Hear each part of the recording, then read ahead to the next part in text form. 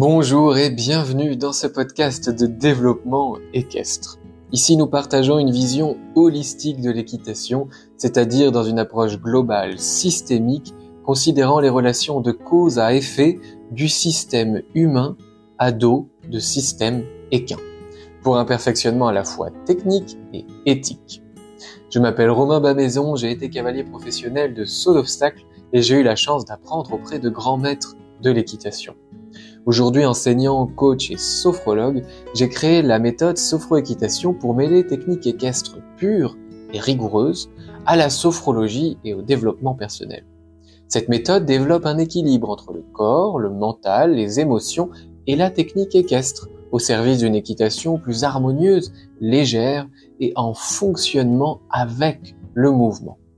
J'organise des stages pour les cavaliers et forme des enseignants à la méthode. Emprunter ce chemin est une source de joie, de bien-être et de performance pour les cavaliers et leurs chevaux. Retrouvez toutes les informations sur le site sophroéquitation.com. Très bonne écoute!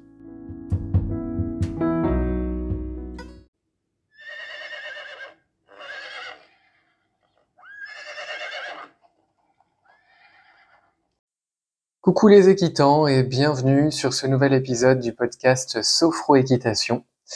Alors aujourd'hui, je vais vous parler des archétypes du cavalier responsable. En fait, à force de donner des cours, des stages, j'ai eu la chance de rencontrer, je pense, des centaines de cavaliers. Et je me suis rendu compte, notamment là en finalisant le programme en ligne et tout ce que j'ai mis dedans, que je m'adressais, que je répondais à un besoin chez 4 grands types de cavaliers. Donc je me suis amusé à les catégoriser, à les décrire et à identifier ce qu'ils vont chercher, ces cavaliers, dans la sophroéquitation, ce qu'ils viennent chercher. Je me suis rendu compte qu'il y avait aussi un profil qui rassemblait tous les profils, donc il y a un 5e profil qui est le cavalier licorne, donc on va voir ça ensemble.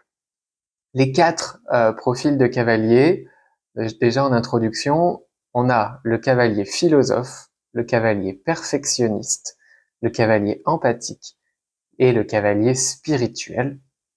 Enfin, le cavalier licorne qui est un peu le plus 1 des archétypes puisqu'il rassemble l'ensemble des 4 archétypes. C'est souvent des cavaliers qui ont fait un bout de chemin et qui ont pas mal travaillé sur eux, sur leur équitation, etc. Vous allez le voir, généralement on se reconnaît dans 1 ou 2 archétypes maximum, puisque à chaque fois il y a quand même quelque chose d'assez précis. Donc vous risquez de vous retrouver dans un archétype ou 2 maximum. Voilà, pour l'instant les personnes avec qui j'ai partagé cet outil se retrouvent dans 1 ou 2. L'idée là, c'est que ce podcast sur les archétypes du cavalier, il s'adresse aux cavaliers qui sont en quête de responsabilité, qui cherchent une certaine justesse dans leur équitation. Et à mon avis, si vous écoutez ce podcast, il y a de grandes chances que vous faisiez partie de ces cavaliers-là, et que vous vous posiez vous aussi des questions sur comment on relie des ambitions techniques à nos valeurs éthiques, comment on relie les aspects techniques aux aspects mentaux, émotionnels. Donc voilà, ces profils de cavaliers que je vais vous livrer ici, ces archétypes, sont vraiment destinés aux personnes, aux équitants qui se posent ce genre de questions. Sans plus attendre, commençons. Commençons avec le cavalier philosophe. Le cavalier philosophe, c'est un chercheur de sens. C'est quelqu'un qui se questionne sur le pourquoi, le sens des choses, le sens de la vie, le sens de la pratique équestre. Il se questionne pour arriver à une compréhension plus profonde de son rôle, de sa relation avec le cheval, et de son rôle à la fois avec le cheval, mais aussi dans le milieu qui l'entoure, puisqu'on le sait, dans le monde équestre, bien, il y a les chevaux bien sûr, mais il y a les humains tout autour, qui gravitent autour et qui peuvent venir influencer la pratique. Le cavalier philosophe, il recherche un équilibre entre la technique et l'éthique. Il s'interroge souvent, le cavalier philosophe, sur la façon d'être juste et bienveillant avec l'animal, tout en améliorant sa maîtrise équestre. C'est quelqu'un qui va chercher de la justesse dans la relation et de la justesse technique. Et pour lui, les deux sont philosophiquement liés. Pour être juste et respectueux, il faut être en maîtrise et comprendre ce que l'on fait. Pour le cavalier philosophe, monter à cheval, c'est une forme d'art. C'est un peu pour lui une allégorie de la beauté vivante en mouvement. Pour lui, l'équitation, c'est la représentation symbolique de cette union du vivant, de deux êtres vivants qui sont capables d'aller dans le mouvement de vie. Donc vous voyez, dans le cavalier philosophe, pour ceux qui se reconnaissent là-dedans, il y a un côté intellectuel, il y a un côté philosophique. Il est naturellement attiré par la sophroéquitation, ce cavalier philosophe, parce qu'elle réunit les dimensions justement philosophiques et techniques. C'est une méthode qui lui permet d'approfondir son introspection, sa quête de sens, tout en affinant sa technique, grâce à une meilleure connexion corporelle et émotionnelle qui est permise par la sophroéquitation. Il va chercher en fait une meilleure connexion multidimensionnelle, en plus de la clarté assez innée de ses pensées, de sa réflexion. Le cavalier philosophe, avec la sophroéquitation, il va cheminer vers la beauté visuelle et relationnelle recherchée, la fluidité. Cette fluidité qui est à la fois un principe philosophique basé sur des valeurs et qui est à la fois un principe technique basé sur un fonctionnement, un savoir-faire. Voilà, les amis, pour le cavalier philosophe. Le cavalier perfectionniste. Maintenant, c'est le deuxième profil. Alors, le cavalier perfectionniste, c'est quelqu'un qui est obsédé par l'exactitude, qui cherche à maîtriser chaque détail de la pratique équestre en comprenant la systémie, c'est-à-dire comment ça fonctionne, comment telle action va influencer telle autre chose et de quoi elle est composée. Donc le cavalier perfectionniste, c'est quelqu'un qui veut être parfait.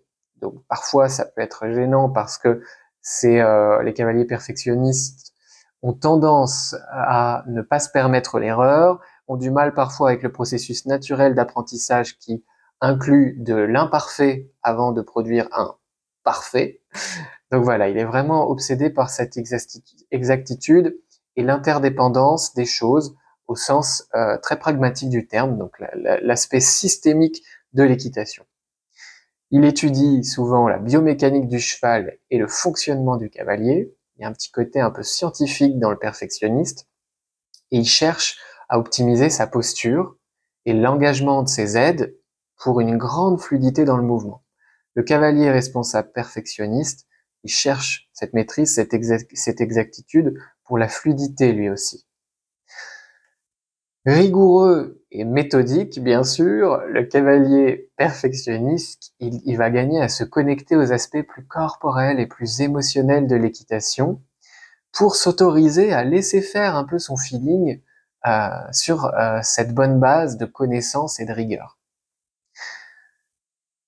Qu'est-ce qui vient chercher le cavalier perfectionniste dans la sophroéquitation?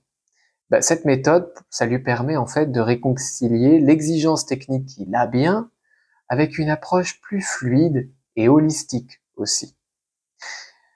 Le cavalier perfectionniste, avec la sophroéquitation, il va aller relâcher des tensions inutiles qui sont générées par la conceptualisation mentale, par ses pensées. Il va aussi connecter sa précision technique et son perfectionnisme technique à ses ressentis liés au cheval. Et ça, c'est vraiment permis par la sophroéquitation. Donc il apprend aussi dans cette méthode à orienter, à prendre conscience de ses pensées et à les orienter avec plus de douceur. Parce que quand on est obsédé par l'exactitude et qu'on a beaucoup de rigueur, on gagne à relâcher le corps, à entrer en contact avec nos émotions, mais on gagne aussi à être capable d'avoir conscience de nos pensées et à les adoucir un peu. Voilà pour le profil du cavalier perfectionniste. Troisième profil de cavalier en quête de responsabilité, c'est le cavalier empathique. Alors lui, il est guidé par une profonde préoccupation pour le bien-être de son cheval. Son objectif principal dans la pratique équestre, c'est d'établir une communication harmonieuse et respectueuse de l'animal. Il accorde une attention toute particulière aux signaux du cheval, aux signaux qu'il envoie, donc c'est potentiellement quelqu'un qui va s'intéresser à l'éthologie pour ça, et il adapte son approche pour éviter toute forme de violence ou de contrainte qui ne serait pas adaptée à la nature équine. Le cavalier empathique, il cherche vraiment à minimiser son impact de la pratique équestre sur le cheval. Son dilemme à lui réside souvent dans la difficulté de concilier toute cette éthique, toute cette empathie avec la performance technique et ses envies, ses objectifs équestres. La sophroéquitation au cavalier empathique, ça va lui permettre justement de gagner des outils, des exercices très concrets pour réconcilier cette technique avec ses valeurs éthiques en mettant l'une au service de l'autre. Dans la sophroéquitation, le cavalier empathique, il va trouver des exercices très doux et holistiques pour pouvoir s'améliorer en tant que cavalier tout en respectant tout autant le cheval. En travaillant sur son ancrage corporel et son calme mental, le cavalier empathique, grâce à la sophroéquitation, il va améliorer son équilibre global et sa proprioception, sa conscience corporelle, sa capacité à engager ou désengager un muscle, à amplifier ou non l'amplitude d'une articulation, à placer son corps. Donc c'est vraiment une méthode qui va lui permettre d'être plus précis, tout en restant en contrôle et dans cette justesse si importante pour lui par rapport au cheval. Donc il va chercher avec avec la méthode sophroéquitation, le cavalier empathique, il va vraiment chercher à renforcer sa relation avec le cheval tout en améliorant la qualité de son équitation. Et grâce à ça, il va mieux ressentir comment faire corps avec le cheval et son mouvement. Ensuite, on a la cavalier spirituel. Alors pour lui, l'équitation est un chemin vers une connexion transcendante avec le cheval. Avec le cheval, mais aussi avec la nature et le vivant en général. Le cavalier spirituel, il voit l'équitation comme une sorte de méditation en mouvement. Ses priorités au cavalier spirituel sont l'harmonie, la fluidité et la recherche d'un état de grâce, un état de flow, où le cavalier et le cheval ne font plus qu'un. Le cavalier spirituel, il a souvent une pratique très intuitive, même plus intuitive que technique, et il peut parfois manquer un peu de rigueur dans la programmation de l'entraînement, par exemple, ce qui peut amener parfois un flottement de motivation, tant côté cavalier que côté cheval. Et ce manque de cadre peut desservir, entre guillemets, sa pratique, parce que moi je dis souvent que le cadre permet la liberté et que tant les humains que les chevaux ont besoin d'un cadre clair, juste, compréhensible, respectueux pour pouvoir évoluer et savoir quel est l'espace dans lequel on peut justement expérimenter la liberté. Donc le cavalier spirituel, qu'est-ce qu'il vient chercher dans la sophroéquitation? Lui, il vient chercher une extension naturelle de sa philosophie, reliant son ressenti spirituel à une pratique plus précise et cadrée. Le cavalier spirituel, dans la sophroéquitation, il va venir chercher des exercices holistiques, concrets, corporels, mentaux, respiratoires, pour pouvoir se préparer techniquement, en plus de toutes ces valeurs et de toute cette vision, je dirais, esthétique qu'il a naturellement. La méthode, elle va lui offrir des outils et des exercices, voilà, très pratiques pour structurer ses perceptions, parce que c'est un cavalier qui souvent part un petit peu dans les étoiles, structurer ses perceptions et progresser en même temps dans sa technique, sans sacrifier la dimension émotionnelle et spirituelle qui est si importante pour lui. Maintenant qu'on a vu le cavalier philosophe, le cavalier perfectionniste, le cavalier empathique, le cavalier spirituel, on a le profil, l'archétype +1, le cavalier licorne. C'est le 5e archétype. Le cavalier licorne, lui, représente un peu cet équilibre parfait entre maîtrise technique, quête éthique, profondeur spirituelle et empathie. Le cavalier licorne, il incarne tous les archétypes tous les archétypes, dans une pratique consciente et interdépendante. Pour lui, l'équitation, c'est une danse entre l'intellect et l'instinct. C'est vraiment quelqu'un qui est à la fois dans les ressentis et dans la conceptualisation. L'équitation, pour lui, c'est aussi une danse entre la technique et l'émotion, le respect, la douceur, et l'excellence, la rigueur. Il est aussi rigoureux que bienveillant, le cavalier licorne. Il cherche à devenir un meilleur cavalier, mais aussi une meilleure personne, en général, au contact des chevaux. Il a une technique précise sans rigidité. Il a une éthique et des principes inébranlables. Il recherche l'intégrité physique et mentale du cheval. Il est dans une quête de sens qui est équilibrée par une forte compétence technique, des connaissances techniques concrètes. En arriver là, à être un cavalier licorne, c'est le but de la sophroéquitation. Donc, la sophroéquitation, elle amène le cavalier licorne à en être un, et elle permet aussi son épanouissement parce qu'elle, justement, contient toutes ces dimensions. La sophroéquitation, c'est une méthode qui travaille à l'équilibre technique, corporel, mental et émotionnel sur des valeurs fortes. Voilà pour le cavalier licorne. Clairement, l'objectif de la sophroéquitation, avec cette dimension holistique qui inclut la technique, le corps, le mental, les émotions, et qui se base sur des valeurs fortes de responsabilité, d'harmonie, de fluidité, clairement, l'objectif, c'est d'amener les cavaliers à être des cavaliers licornes. Donc voilà, écoutez, c'est tout. Comme j'avais conçu ça, que j'ai préparé une publication Instagram là-dessus et une newsletter, je me suis dit, écoute, ça serait bien, Romain, d'en parler aussi dans un podcast. Donc je serais très curieux de savoir quel est votre ou vos profils de cavaliers responsables.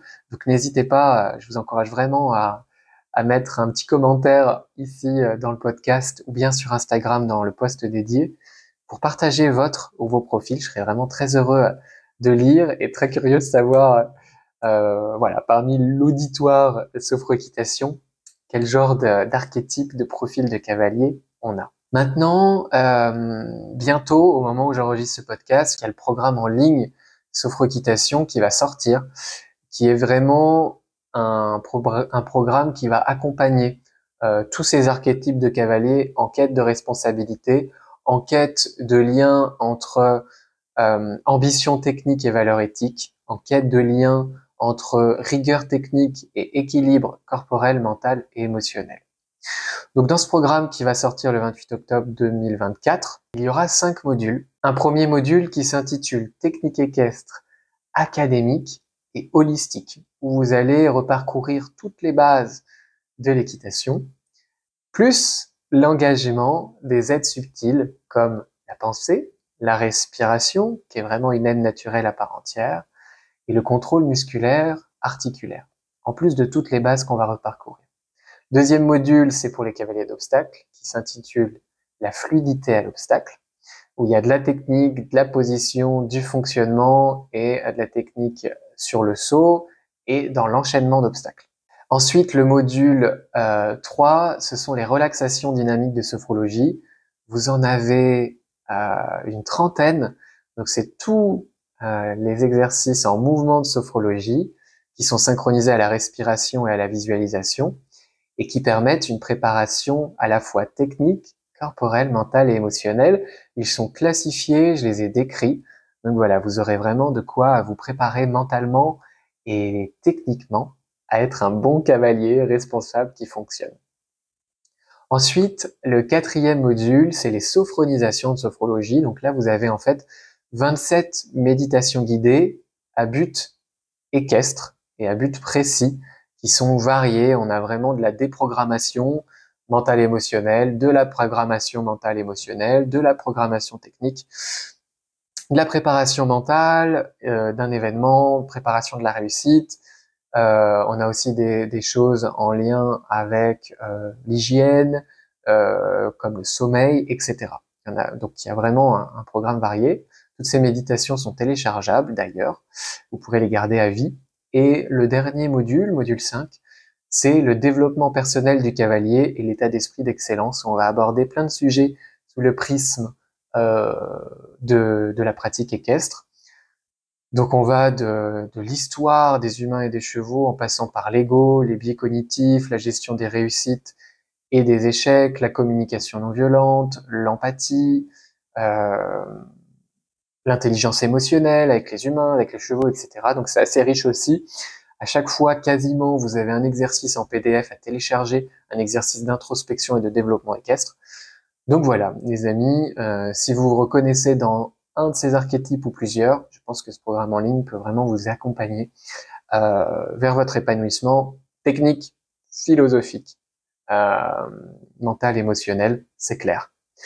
Voilà, je vous souhaite beaucoup d'épanouissement en tant que cavalier, que vous soyez philosophe, perfectionniste, empathique, spirituel ou licorne. Et je serais très heureux de vous lire vraiment par quelque moyen que ce soit pour connaître vos archétypes, parce que je les ai pas pondus pour rien, j'ai envie de savoir quel est le vôtre. Allez, je vous dis à bientôt pour un prochain épisode.